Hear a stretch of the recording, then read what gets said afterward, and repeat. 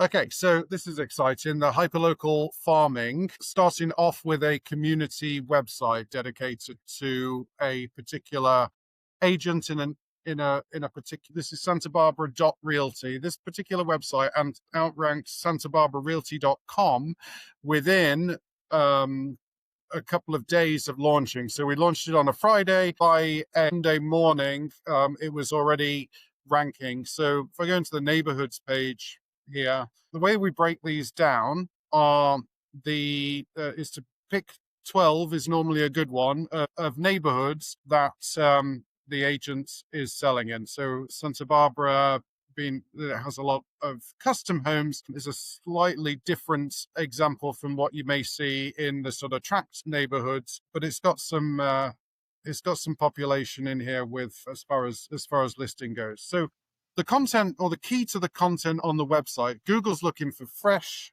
content. The AI systems, they're looking for fresh content being published frequently and kept up to date. So without making it look like AI, there's certain giveaways, right? The M dash, that long dash that looks like a hyphen or an extended hyphen, clear giveaway of AI. There's a lot of things that we use in the prompt to get it to pass AI checks. Although Google's not particularly picky about AI content at the moment, they've gone back and forth on that a little bit over the last 6 months or so. In the last 18 months, there's been such a dramatic change in search to where it is the rules of SEO are well, it's a whole new game, not necessarily just new rules. So what we've created here are pages of content dedicated to the local neighborhoods that are prompted very well to not generate internet slop.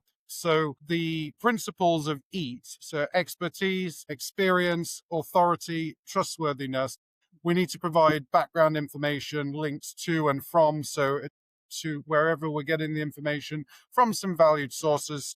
Wikipedia is one of them. The different models like different things. YouTube is another. They'll watch the videos frame by frame. So as we built these pages out, there's been a lot of consideration that's gone into that, which has enabled us to outrank most of the competition in most markets right out of the gate. However, on an ongoing basis, we're looking to improve on that in any way that we can. So we've got many tools that run, analyze the competition, analyze our content and whatever else is out on the internet in order to make some tweaks and changes in order to beat them in for various keywords or search or query in terms of AI combinations, to where we can ensure that our content is showing up. Additionally, as I mentioned, the content being fresh, we reproduce this on a frequent basis. So at least once a month, all of the pages are getting updated with the most current information as things change. Key to any real estate strategy is listings. So the home search functionality, we've used a polygon to draw the neighborhood boundaries for each neighborhoods that we're focused on. So here, these are all listings currently for sale, 15 results in the Alta Mesa neighborhood in Santa Barbara. Somebody said, they've come across the keyword that we're really going for is, homes for sale in Alta Mesa, or homes for sale in whatever your neighborhood or the target neighborhood is. So here, as soon as they click on one of the listings, they're going to be faced with a Realtor.com, Redfin, Trulia, Zillow. They all have pretty much the identical look and feel as far as the listing preview goes. You've got all of the photographs, obviously, information about the property. If I was to go to Redfin and I do a search for, well, let's just say Alta Mesa in Santa Barbara, the same Alta Mesa in Santa Barbara, and I pick one of the listings. You see, Redfin hasn't even gone, so they've outlined the neighborhood. It's probably not identical to the neighborhood we have, or they don't have access necessarily to the Santa Barbara MLS. So a lot of these results would be pulling from CRMLS, which is a massive MLS that covers all of Southern California. Santa Barbara has its own MLS, and I believe there's only about 200 and something members of that particular MLS, but they are all of the agents that are in Santa Barbara they're quite clicky and they stand by the Santa Barbara MLS. Now, that is important because there's a lot of neighborhoods all across the country that, or MLS areas all across the country, that are covered by these small MLSs that, again, they're quite clicky. And it comes down to just a couple of hundred of the competitors within that area that are actually showing up with real results for the neighborhood. So we have the most accurate listings in there. If I were to click on one of these properties in Redfin, you can see the photo gallery, very similar, request to showing, very similar here, available times. We've shrunk this onto one page in our demonstration here, in our scheduler showing, so they can actually just pick the time and the date and schedule a call. Very similar to what we're seeing here with Redfin, except it's slightly more streamlined the way that we've got this put together. The main difference as well, because I'm logged in, we're not seeing this, but if I go to a private window and I search the same page, because I haven't logged in and registered before, we're actually going to force registration on any visitor. So they're going to click here and immediately I get asked name, email, phone number for lead capture. This is something that the Redfin is not forcing on its users. Statistically, we're getting a lot more leads this way than just allowing people to browse.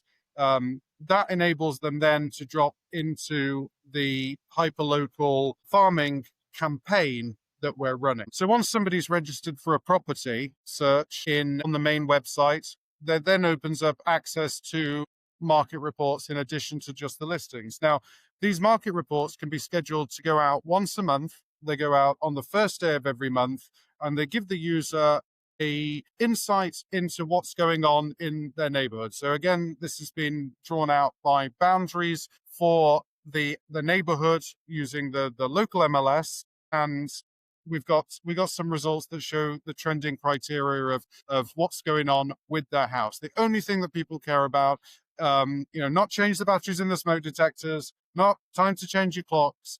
They want to know, same way on the first of every month, you get your bank statement, you get your Charles Schwab statement.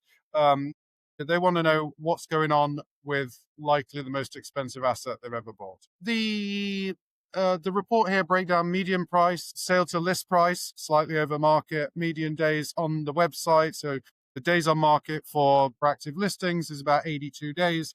In the last 30 days, 11 properties have sold, 4 new ones have popped on the market, and we have 15 active listings within the neighborhood at the moment. Median price. So over the course of 6 months, we've trended this active price against the sold price. So we can see here that the active price is quite considerably higher than the sold price from May through June. Likewise, July, those sort of evened out. August, it finally overtook. So then at this point, we are selling for higher than what's on the market. In September, we are selling for higher than what's on the market. And October, we are selling considerably higher than what's on the market. And again, this is sort of reflected here in the sale price to list price. This would I presume indicate that the reduction in inventory and what buyers are willing to pay for a property is increasing. So all good signs if you're looking to sell your property right now. Bear that in mind, put a pin in it. That is something that perhaps we're going to come back to here in the reports. Median days on the site, so on the market, May, and you can see here through August, September, October, days on market has increased a little bit, but also so is the price that they're actually selling for. Included in the reports, in addition, are everything that's sold in the last 30. So that's nice feature for anybody looking in there. What's happened to a property? How much did it sell for? The list price versus the sold price in a lot of cases within the neighborhood. And then, of course, new listings that have come on the market. Why these don't have photographs, I think, is something to do with Santa Barbara. Pending listings as well. So this is everything that's gone pending in the market.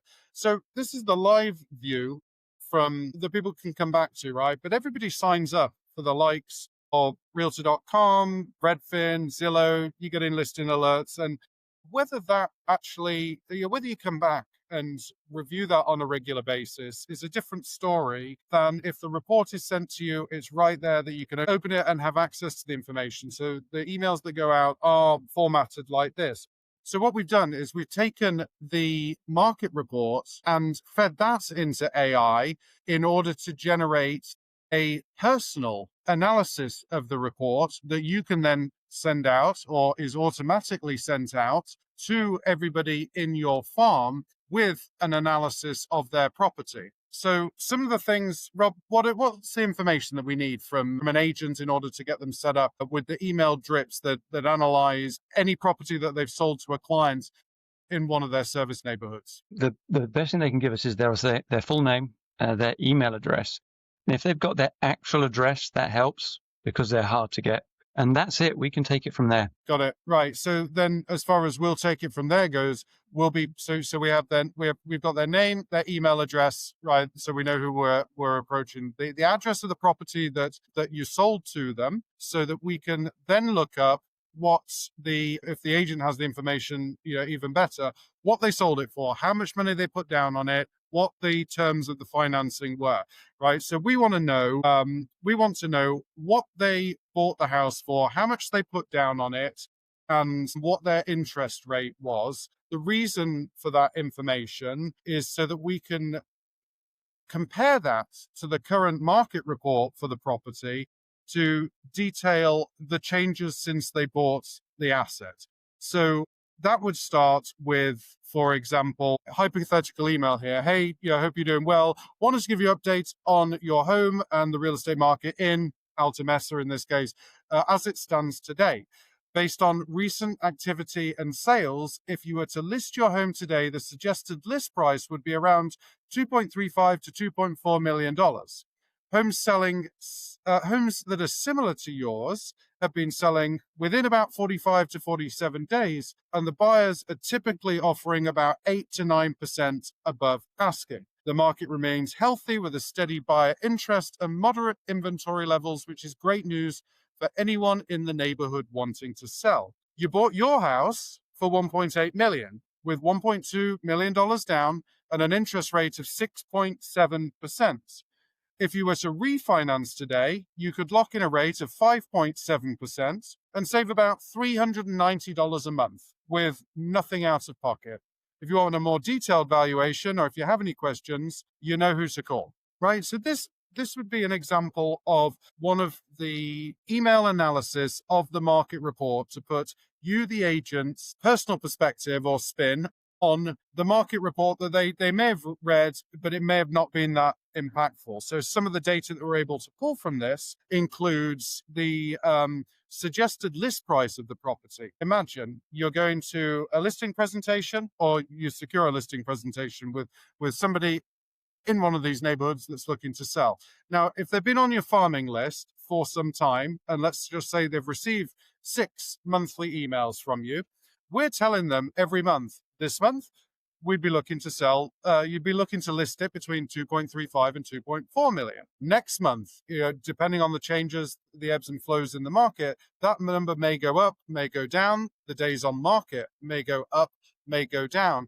But every month, we can revert back to the email that was written in the previous month and give them a little bit of an update. So what I just read you as an example was really going to be one of the first emails that would go out in a sequence if we were setting an agent up with hyperlocal farming. Going forward from this point, we want to compare that to the previous emails that have all gone out. And again, write one that includes the differences month to month in change of maybe days on market, whether it's not always going to be a seller's market, right? We're not always going to be getting 8 to 9% above asking. If we look back at that report from just a few months ago, back in the springtime of this year, we showed that they were selling dramatically under the actual list price for the property. So as this changes month over month, we are setting the stage for, if they call you saying, okay, I think it's the time to sell, you've already fed them month over month over month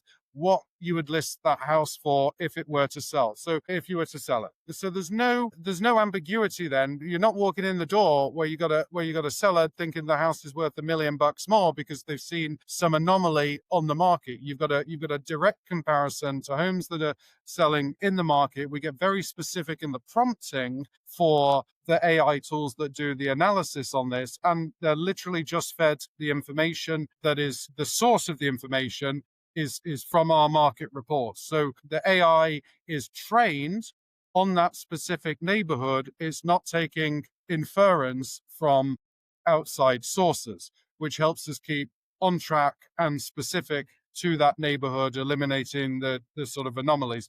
If there's other consideration that should be taken into place when we onboard you, we would figure that out for each neighborhood, the boundaries of the neighborhood, similar properties in other neighborhoods if we were to do a comparison at some point. But it gives us a healthy look of the property in a nutshell. The interest rates, another point here. So I picked in my description an arbitrary 6.7%, just knowing that something in that report, right, as of today, based on the value of the loan, that could be, in this case, in this example, 5.7%.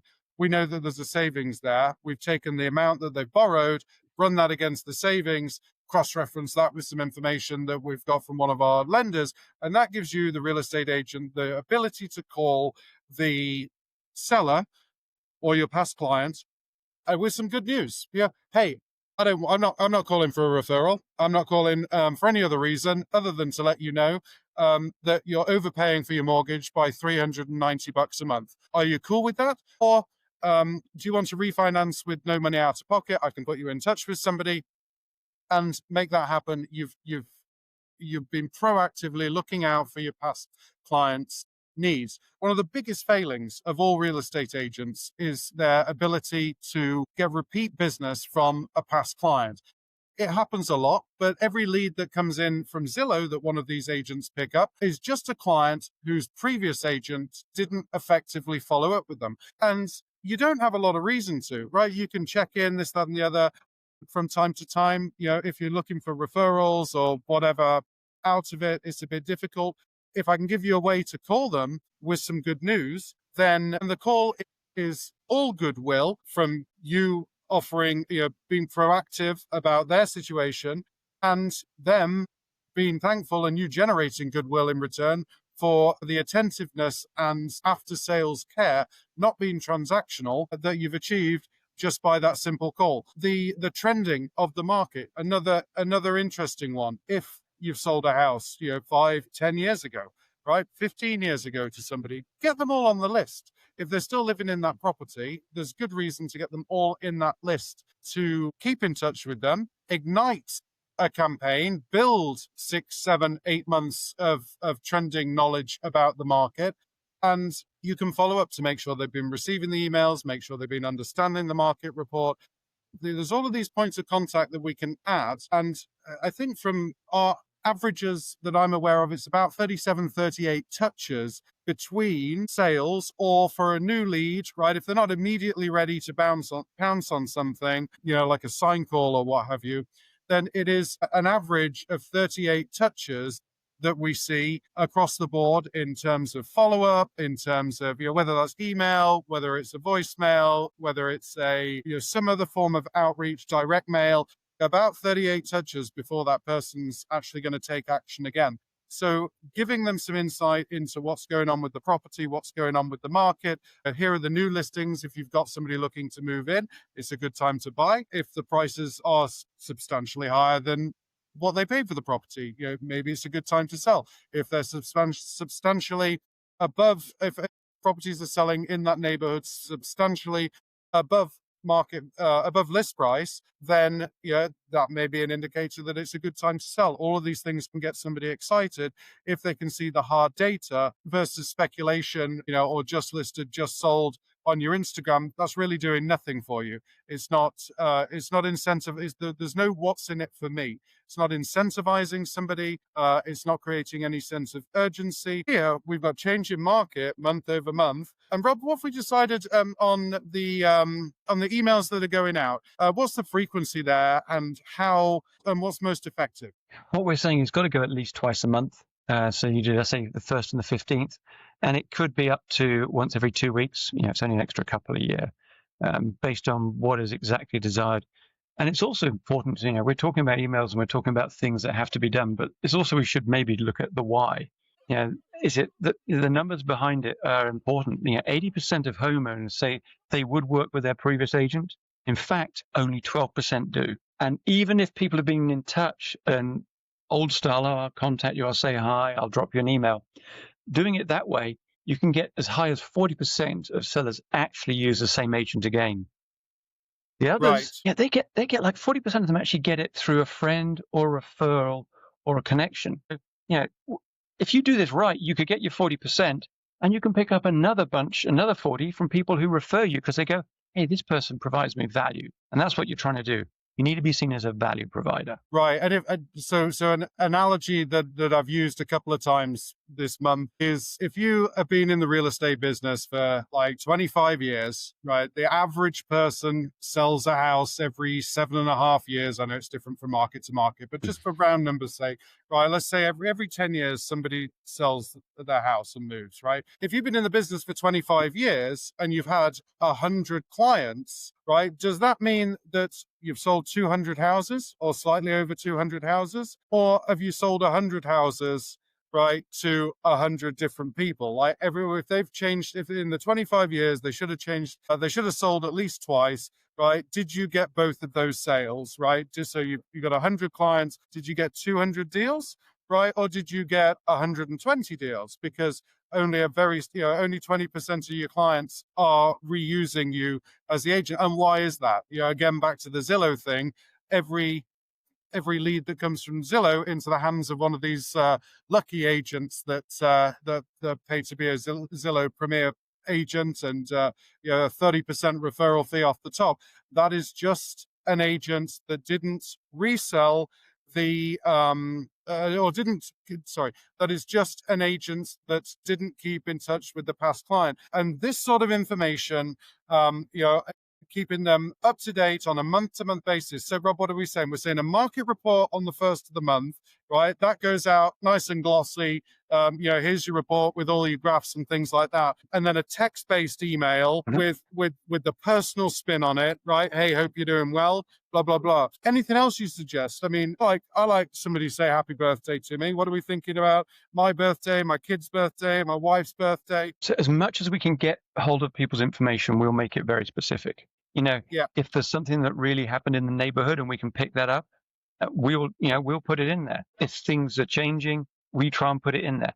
We're not, as we said, we're not going to do the stuff about, oh, you've got to do that, you've got to change your batteries, or you've got to do this, or if you do something on your roof, it's looking at what was specific to them. And so, as we say, over time, if you add information into our tool, then you will get better information out. And the upside is you don't have to do it yourself. If you want it to be a handwritten letter, we can make that happen. Those can be from you to somebody, or a handwritten card. Those things can be made to happen. Got it. I mean, I don't think that you necessarily need to you don't need to bribe them with anything either, right? You just, a simple happy birthday e-card, right, that you've got programmed in there for, a daughter, a son, right, the wife, the husband, whatever, maybe some annotation of their interests, right? So the husband's into golf, the wife's into cars, whatever you can do just to make them feel as though some personal attention was put into it, even though we automate the entire thing, right? That you, the agent, is never gonna touch the campaign. We'll CC you on everything that goes out, right? So that you've got a record of it. It'll copy into your CRM, so you've got the whole history there of everything that was sent out to everybody. But you're never going to touch it, and the automation is going to create the consistency for you in making sure that update goes out once a month on the 15th, right? And the phone dings at 9 o'clock in the morning on the 15th of the month. You know, that they know that that's Mark Smith's email that boom, sitting there with an update on the property. Yeah, I know these things, right? 9 o'clock on a 9 o'clock on a Saturday morning. Yeah, I know that's a Home Depot email that's come in trying to get me into the store on the weekend. That consistency though, yeah, I don't have to pick my phone up. I know that's Home Depot, right? And then I'm still thinking Home Depot. So then people fail so badly on consistency in their newsletters. I signed up for an agent. There was an agent in London the other day, right? I know from years and years and years ago. You sign up for my bi-weekly newsletter, right? So that can mean one or two things, but I'm presuming it's going to come in every 2 weeks, right? So first, yep, it came in on the Saturday. Yep, it came in on the Saturday. Oh, where's Jessica's newsletter? Missing in action, right? Then another week goes by. And then another week goes by, and she's back on the newsletter again. Yeah, totally lost the. I noticed that you're probably not. Yeah, I do maybe have more of an acute eye for I'm looking more at the consistency in sending than the actual content of the newsletter. Yeah, exactly. But still, I clocked it, and it's like, oh, just the lack of consistency there. You know, for me, that's worth the call. So, why is your marketing not consistent? So, and then as far as are they going to see you on social media? Probably not.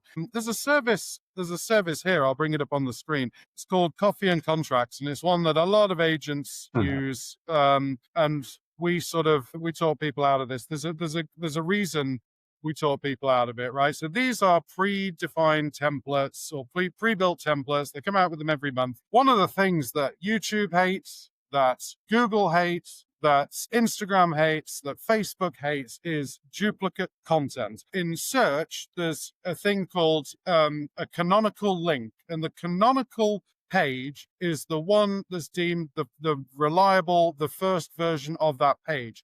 So we'll talk to an agent client about blogging, for example. Oh yeah, I can blog, right? And I'm going to go on Housing Wire or somewhere else, and I'm going to, article from the Wall Street Journal. I'm going to copy and paste the content from that Wall Street Journal article into my real estate blog. Wrong move. Like doesn't get worse than that. When you duplicate content and you're sort of busted as the person that is duplicating somebody else's content, right? Plagiarized, right? I mean, I suppose if you got the source there, you can get around that. Google's not interested in it. AI algorithms aren't interested in it. Social media, Instagram, and all the rest of it aren't interested in it. So these are nice, right? But the captions are pre-written. The pictures in the background, they don't even get changed like 9 times out of 10.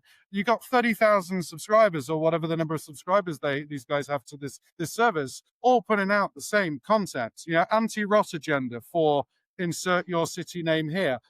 Boring. How many buyers are saving thousands without waiting for rates to fall? And my clients are seeing that good outcomes don't need perfect conditions. This is like Mystic Meg or one of these newspaper, what do they call, Rob, what do they call them? They write their tell you fortune tellers. Yeah. Right. Yeah, fortune teller.